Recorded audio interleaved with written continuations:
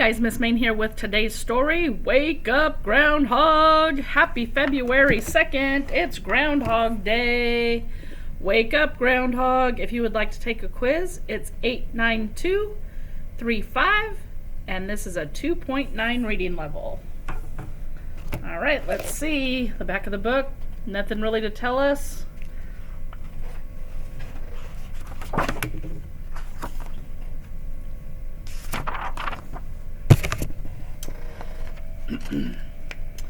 Phyllis was not like the other groundhogs. She liked to get up in February instead of in March. She liked to be outdoors instead of indoors. When spring rains soaked the earth and everyone else huddled in the burrow, Phyllis splashed in puddles. "You're sopping wet," her mother scolded. "I like the way the mud feels between my toes," Phyllis explained. Her mother shook her head and said to Phyllis's father, "That's Phyllis."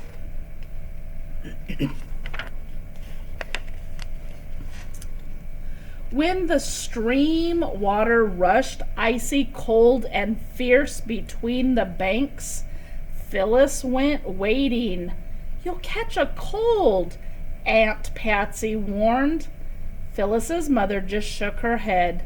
"That's Phyllis." When the August sun beat down, turning the meadow brown, Phyllis picked blackberries, warm and sweet.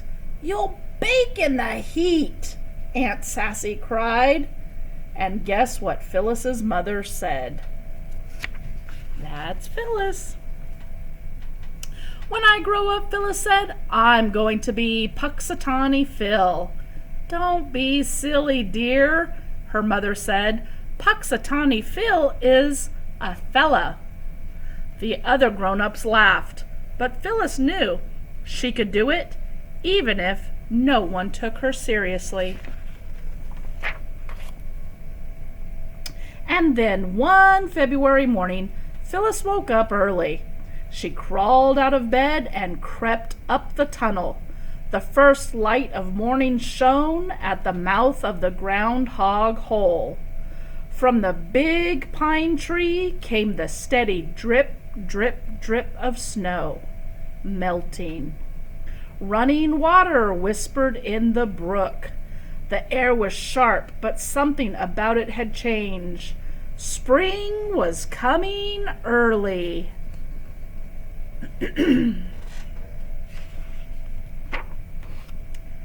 She skipped back down the tunnel to wait for Uncle Phil to wake up and make his prediction. "Phyllis, would you quit wiggling?" complained Phil Jr.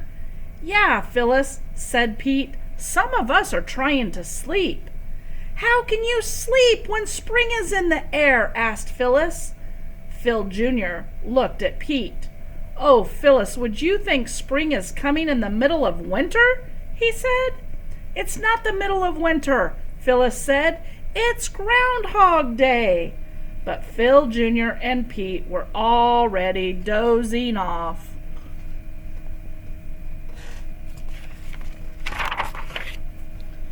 Pretty soon, Aunt Sassy got up and tried to wake Uncle Phil. She shook him and tugged his whiskers. She shouted in his ear. Everyone else in the burrow woke up, but Uncle Phil kept right on snoring. "What's all the ruckus?" asked old Grandfather Groundhog. "It's Groundhog Day," said Aunt Sassy, "and Phil's still asleep. I'm afraid he's getting too old for the job." "I'll do it," Phyllis said eagerly. Everyone laughed. "Puxatawny Phil has never been a girl," said Pete. "And never will be," Phil Jr. taunted.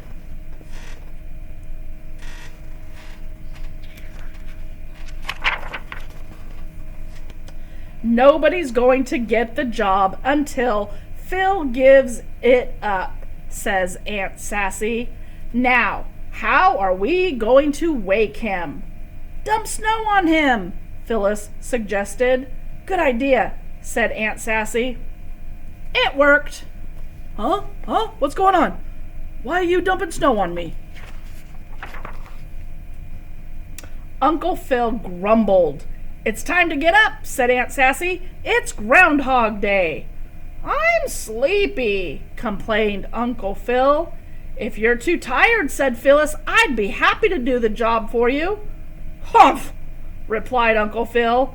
Not just anyone can be Puxatawny Phil. I'm not just anyone, said Phyllis. Is your name Phil? Asked Uncle Phil. No, Phyllis admitted, but Puxatawny Phil's real name isn't always Phil.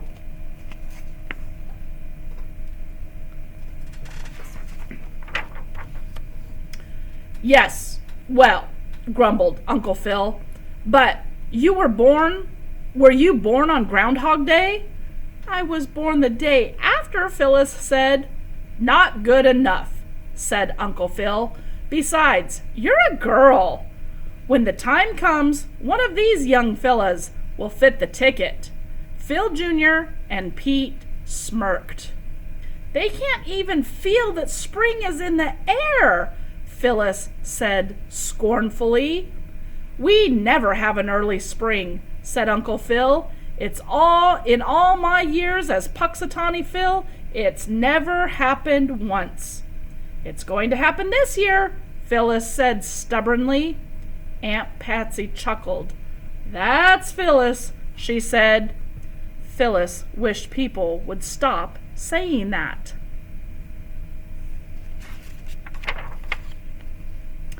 Phyllis, come up with me and see what in the world looks like in February, said Uncle Phil. Then you'll know I'm right.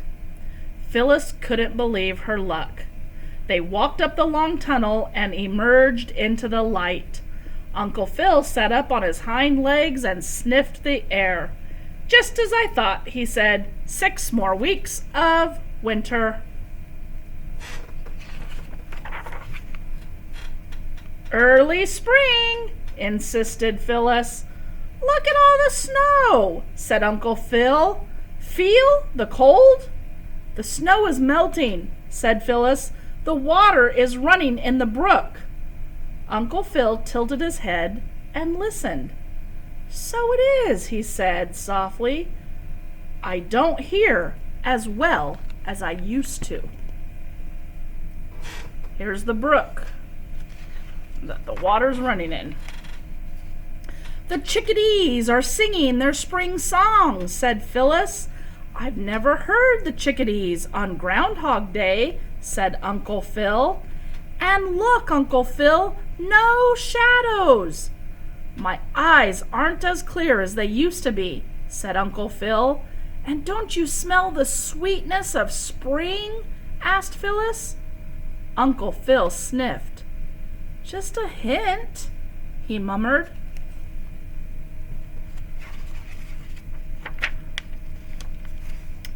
And there's something else, said Phyllis. She had finally figured out what had felt very different about the morning. Feel the wind? It's from the west. The spring ziffer. Well, I'll be jiggered, said Uncle Phil.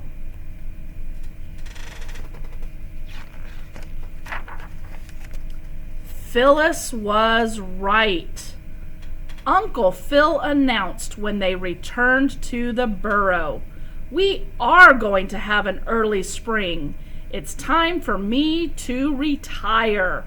But who will be the next Puxatawny Phil? Asked Aunt Patsy. I will, said Phil Jr. No, I will, said Pete. Sorry, boys, said Uncle Phil. You missed the signs, too. Well, you can't mean, blustered Phil Jr. Yes, boys, said Uncle Phil. The best Phil for this time The best Phil for the job is Phyllis. But what about the rules?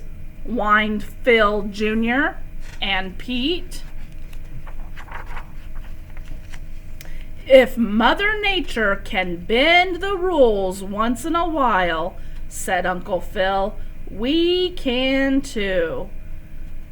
Phyllis heard the water in the brook and the songs of the birds. She saw that there was no shadow, and she felt the spring zephyr. That's Phyllis, her mother said proudly. Phyllis grinned and said, Puxatawny Phyllis.